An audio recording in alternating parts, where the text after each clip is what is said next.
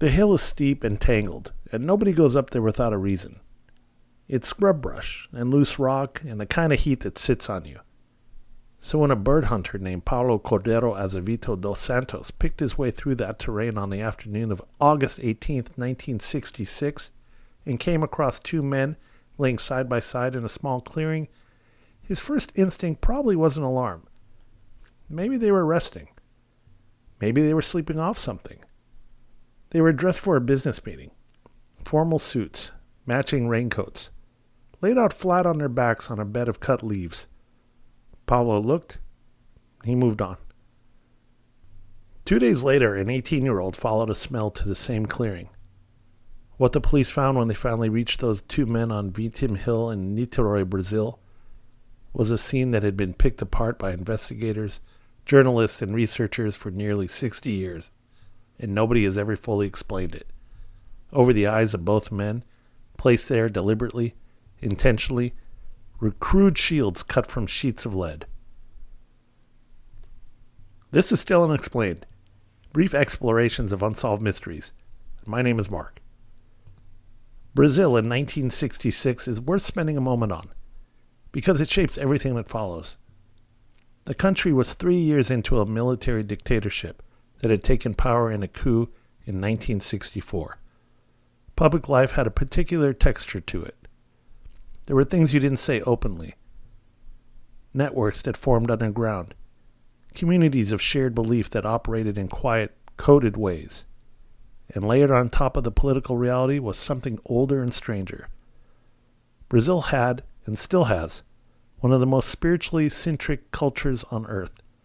Catholicism, African traditions, indigenous practices, and European occultism has been mixing and remixing for centuries. Espiritismo, the Brazilian form of spiritualism, rooted in 19th century writings of French educator Allan Kardec, had tens of millions of followers. It wasn't fringe. It was woven into everyday life. In that environment, belief in communication with other realms wasn't unusual. What was unusual was what some people were doing with it. Campos dos Goyatazes is a mid-sized city in the state of Rio de Janeiro, about 170 miles, 275 kilometers north of the city of Rio itself. It sits in the interior, low and flat, cane fields stretching out in every direction, an industrial city with a strong working-class identity. It's where Manuel Piera de Cruz and Miguel Jose Viana lived and worked. Manuel was 32. He owned a radio component shop. Miguel was 34, ran an electronics repair business. These were practical men, skilled men. They understood circuitry and frequency and the physics of signal and noise. Their professional world was one of cause and effect, of systems that could be tested and measured and understood. Colleagues respected them. Their families trusted them. On the morning of August 17, 1966, they told their families they were headed to Sao Paulo. Business trip. They were going to buy a used car and pick up some electronic supplies. They left home carrying cruzeiros, the Brazilian currency of the time. Roughly 2.3 million cruzeiros in cash. To put that in perspective, that was the equivalent of somewhere around $700 to $800 at 1966 exchange rates, which sounds modest until you understand the average monthly wage in Brazil at that time was a small fraction of that. This was a significant sum. More than you need for a casual parts run. Maybe even more than you need for a used car. They did not go to Sao Paulo. Instead, they traveled 170 miles, 275 kilometers in the opposite direction, to Niterói, the city that sits directly across the bay from Rio de Janeiro. They arrived around 2 in the afternoon and visited an electronics shop called Fluscap, where they asked for components the shop didn't stock, and that, as electronic professionals, they would have known the shop wouldn't have. Then they bought 2 identical raincoats and left in such a hurry they didn't even put them on, despite the fact that it was raining. They stopped at a bar, where Miguel ordered mineral water, kept checking his watch, and seemed, according to the waitress who served them, very nervous. By mid-afternoon, witnesses saw the two men heading towards Muro de Vintém, the hill on the edge of the city. Some accounts say they were dropped off near the base by a jeep carrying 3 unidentified individuals. The exact time varies between witnesses, somewhere between 3:15 and 4:30 in the afternoon. After that, no one saw them alive again. The bodies weren't found until August 20th, when an 18-year-old who had gone up the hill to fly a kite spotted them. It took another full day for police to actually reach the scene. By then, 3 days had passed in August heat. Here's what they found. Both men lying on their backs on a bed of pinoba palm leaves. The leaves trimmed and placed deliberately, apparently cut with a blade, though no blade was found. Hands behind their necks, postured, relaxed, as if they'd chosen this position. Identical suits, identical raincoats, and over the eyes of each man, crude, hand-cut shields fashioned from sheet lead, shaped roughly like eyeglasses, but without eye holes and without stems, just flat pieces of lead, cut and bent to sit over the eyes.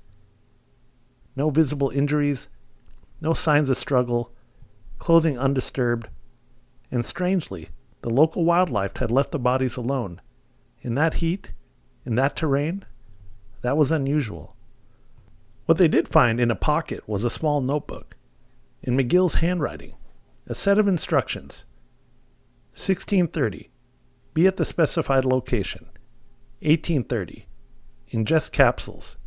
After the effect, protect metals. Await signal. Mask. That's the note. That's all of it. And investigators noted something immediately. The phrasing didn't quite sound like McGill. The language, particularly protect metals, had the feel of terminology dictated by someone else. Instructions passed down rather than reasoning written out, like someone following a protocol they'd been given. There was more in the notebook. A medication schedule. 1 tablet Sunday after a meal. 1 Monday on an empty stomach. 1 Tuesday after a meal. 1 Wednesday before bed. Not a random or impulsive thing. A sustained regulated chemical regime. Also recovered at the scene, a nearly empty bottle of mineral water. 2 towels in a paper packet, square pieces of cellophane soaked in an unknown substance, and 2 small cups fashioned from aluminum foil. The men had left home with roughly 2.3 million cruzeiros. They were found with 161,000. And here's the detail I cannot get past. Among the recovered belongings was a receipt for a small bottle of mineral water. They kept the receipt, because bottles at that time came with a small deposit on the glass, and they were planning to return it and get their money back. They were that certain they were coming home. Whatever they believed they were doing on that hill, they believed they were going to survive it. The theories. Let me walk you through what investigators and researchers have actually proposed, because this is where it gets complicated in the best possible way. The scientific spiritualism theory. This is the most evidence-supported reading, and also somehow one of the strangest. In the 1960s, a specific subculture had taken root among certain Brazilian electronics technicians. They were men who understood frequency, signal, and transmission, and who believed these concepts could be extended into the spiritual realm, not metaphorically, literally. They called it scientific spiritualism, and it married the mechanics of radio and electronics with the beliefs of Brazilian spiritism. The idea was that telepathic communication, contact with higher beings, even contact with intelligences from other planets, could be achieved by tuning the human brain like a receiver. High-frequency thought, pharmaceutical assistance, and the right equipment. A man named Elcio Gomes was the center of this group. He was a business associate of both men, and he appears in accounts as something between a spiritual director and a pharmacist. He allegedly provided the capsules used in the rituals. His alibi for August 17th was inconsistent. Investigators questioned him repeatedly. He contradicted himself on details about a vehicle used during another incident and about his role in the men's treatments. In McGill's workshops after the deaths, Investigators found lead scraps consistent with those used to make the masks in a highlighted book on scientific spiritualism. The highlighted passage warned of an intense luminosity emitted by higher dimensional beings, a light so powerful it could permanently damage the eyes of anyone who witnessed it unprepared. Hence the lead shields. These were men trained to understand radiation shielding. They applied that knowledge to a perceived supernatural threat, with the same technological logic they applied to anything else in their profession. 4 years earlier, in 1962, a television technician named Hermes Luis Feitosa was found dead on Crucio Hill in similar circumstances, a lead mask at his side. Feitosa had reportedly believed he could receive radio and television signals directly through his brain by using drugs to induce a trance state. He was apparently following the same protocol. This was not an isolated experiment. It was an established practice within a specific community, one that had already killed at least once before Manuel and Miguel ever climbed that hill. The theory holds up at almost every point. The evidence points squarely at it. The gaps are in the pharmacology, and that brings me to the second thread, the drug overdose theory. What killed them? The honest answer is we don't know, because we were never told, because the toxicology was never properly done. The autopsy was a disaster. The bodies had been in August heat for 3 days by the time authorities reached them. The medical examiner's office was reportedly overwhelmed. By the time a specialist could examine the organs, decomposition had rendered them unusable for testing. A toxicology report was eventually released claiming no abnormalities, but the widely held conclusion among researchers is that it was fabricated, that no actual testing was performed.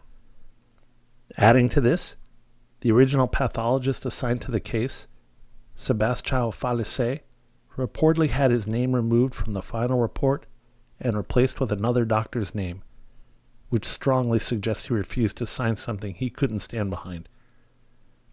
A 1967 exhumation also produced nothing definitive. Hair analysis for heavy metals came back normal. So we don't know what the capsules were. Researchers and experts at the time, including a parapsychology professor and a yoga instructor, were both called in as consultants, which tells you something about how the Brazilian authorities were approaching this. They suggested LSD or mescaline. The theory is that the men took a higher dose than intended, or that the combination of substances was more than their systems could handle, and that they died from cardiac failure, possibly without pain, which would explain the relaxed posture and the absence of any sign of struggle. It fits the scene, it fits the note. Where it doesn't quite fit is a UFO witness. The extraterrestrial contact theory. A woman named Gracinda Barbosa Coutinho da Souza came forward and reported that on the night of August 17th, the night the men arrived in Niterói and presumably climbed the hill, she had seen an orange, oval object emitting blue rays over Vintém Hill. She was not the only witness to report unusual aerial phenomenon in the area around that time.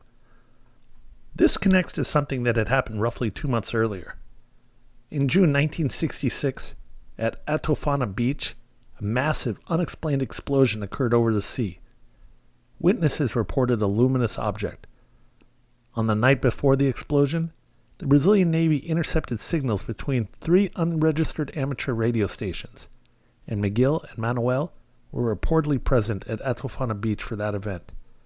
One fringe version of this theory suggests the men were killed by extraterrestrial beings in retaliation for whatever happened at Atofana, that the explosion wasn't just an anomaly, but an incident, and that the men who were there for it became targets.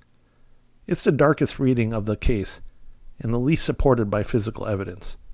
But I'm not going to pretend it doesn't exist, or that it doesn't have a certain internal logic given everything else around it. The more measured version of the ET theory is simply that Manuel and Miguel generally believed they were going to make contact on that hill, that the masks and the capsules and the protocol were all designed to facilitate an encounter they believed was real and imminent. Whether or not anything actually showed up, they died waiting for it. The robbery and murder theory. They left home with the equivalent of a substantial sum of cash. They are found with a fraction of it. Now, some of that gap can be explained. The raincoats, the mineral water, travel costs. But not all of it. There was a meaningful amount of money unaccounted for. And one possibility is that whatever transaction they intended to make on or near that hill went badly. Police considered that the real reason for the Nitro trip was to purchase something illegal, possibly radioactive materials or high-grade chemicals, using the spiritualist cover as pretext. The unnecessary stop at the electronics shop, asking for parts they knew weren't there, may have been a way to establish a plausible story. The jeep at the base of the hill, with 3 unidentified people, has never been explained. In 1969, 3 years after the deaths, a man named Hamilton Benzani confessed to the murders. He claimed that he'd been hired by a spiritualist leader to kill the men. His story was dismissed. Too many contradictions, and investigators suspected his real motive was to get transferred to a less secure prison. So that goes nowhere. But the simpler robbery version, that they died from whatever they ingested, and that someone came along during the 3 days they lay there unattended, found the money, and took it, that's harder to rule out. The watches and the rings were left behind, which cuts against a thorough theft, but someone desperate or opportunistic might have just grabbed the cash and nothing else. The water bottle receipt cuts against a robbery as murder reading too. These men were careful, methodical, planning to come back. They weren't behaving like men who expected to be ambushed. Where I keep landing, I think Manuel and McGill were following a ritual they genuinely believed in, prepared over weeks or months, guided by someone, almost certainly Eliseo Gomez, who provided the substances and the protocol. I think they climbed that hill, took what they took, and waited for something they were certain was coming. And I think the substance, whatever it was, killed them, whether through miscalculation or through design. The lead masks weren't madness. They were engineering. These were technically trained men applying their professional knowledge to a belief system that, in their world, wasn't even that far outside the mainstream. They built eye protection from a radiation shielding material because they generally expected to see something that might blind them. That part I find almost unbearable. They were so ready. A receipt for a mineral water bottle, kept in a pocket. A small piece of paper that tells you everything you need to know about what these 2 men believed was going to happen on that hill. They expected to come home. They were going to return the bottle and get back a few cruzios and tell their families about what they had seen. McGill had told his cousin before he left, quote, "When I get back, I'll tell you whether or not I believe in spiritualism," unquote. He never came back. And so the question he was going to answer is still open. The same way everything about that clearing on Vintém Hill is still open. 2 men in lead masks, waiting for a signal in the dark, protected against a light that never came.